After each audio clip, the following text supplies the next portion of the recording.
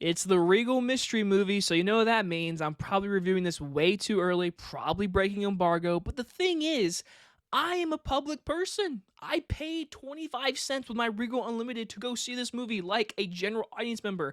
So there's no one tells you when the embargo is for these movies. So here I am again, probably breaking embargo, but if I am, I'm just a public citizen reviewing a movie. Here's Johnny! My mom always said life was like a box of chocolates. Expecto Patronum!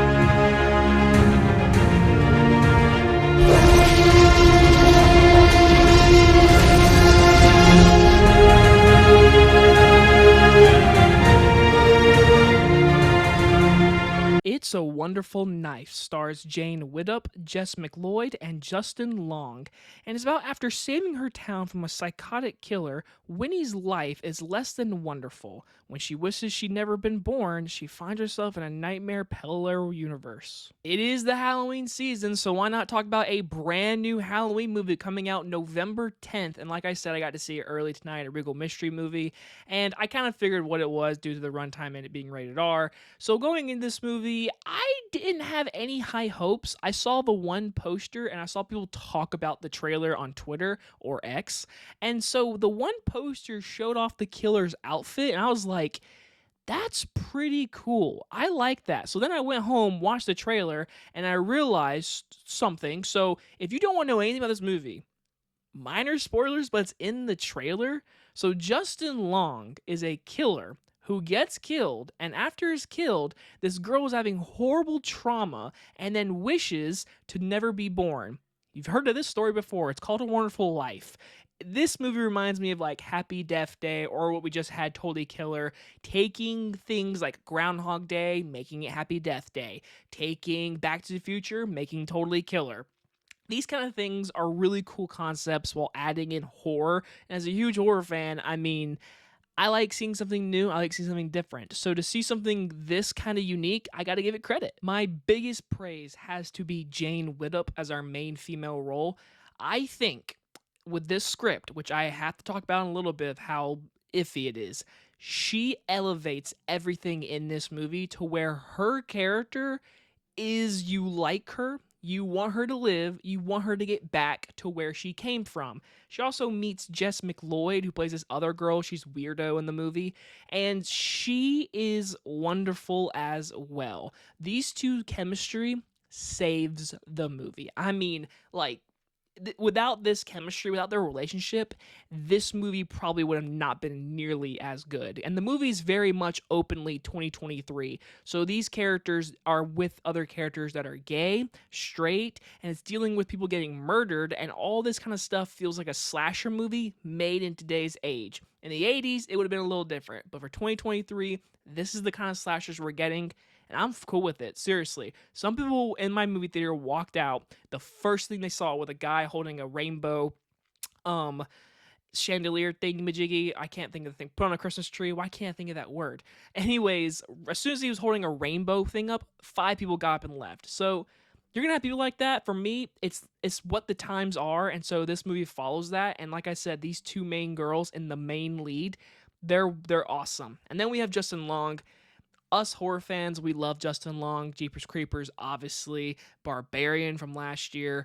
Of course, he's in the new Goosebumps show right now, which is actually pretty underrated, I might review. And so with this movie, he's getting to be in a slasher role as the killer, and he is over the top, and some people are going to not like it, but hey, he's got weird eye contacts in. He's got a tan line, everything. Justin Long's having fun, and he knows what movie he's in. Besides that, the suit's really cool. I like the outfit of the slasher. I think it's unique. I like the look. The director, I feel like, had great ideas. There's one really cool movie theater dark scene where like it involves flashing lights with a camera. I thought that was really neat. And there's other aspects of this movie that have kills. I'm like, okay. But it being rated R, I feel like they had some budget constraints because there were most kills that you didn't get to see the more gruesome parts, which I wanted to see a little bit more of. So I don't know if that was due to budget constraints or anything, but in the end, I think the kills were a little disappointing. But the big issue, getting straight into it, This script and this dialogue is not very good. The script has many plot holes, many, and this movie just goes through It's a Wonderful Life, and it's very much trying to poke at it. They even mention It's a Wonderful Life in the movie. And the thing is, this movie takes itself in a fun way, but also having those dramatic moments, which are the best parts of the movie. The over the top comedy and sometimes the kills, it honestly didn't really work for me in a lot of stuff. It worked there was a few moments where it worked, but most of the time there are some cringy dialogue. And without Justin Long and our two main girls, everyone else in this movie, I'm going to blame the script, but I have to say the acting was not very good from a lot of people. And this third act gets a little plot holy with the crowd and their eyes. That's all I'm going to say about it, because again, it's 3 weeks early movie review. But it's like where did that power segment come from? The script's kind of a mess, but it's a slasher. It's 90 minutes. It knows what it's trying to be. Like I said, it's in the times. It's very much openly a movie that's showing off that, hey, we're a slasher movie and we're going to have gay people in our movie. We're going to have straight people. We're going to have some very over-the-top dialogue, moments that could have easily just shown the audience, but the characters are saying it out loud. In the end, I had fun with its weird concept, and I enjoyed it being different.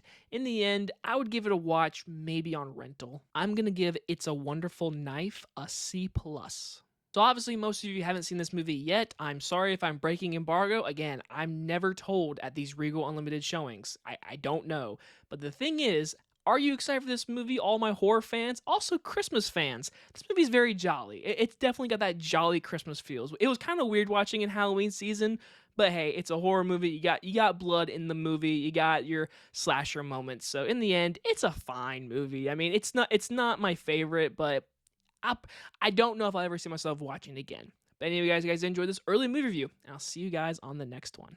Bye, everybody.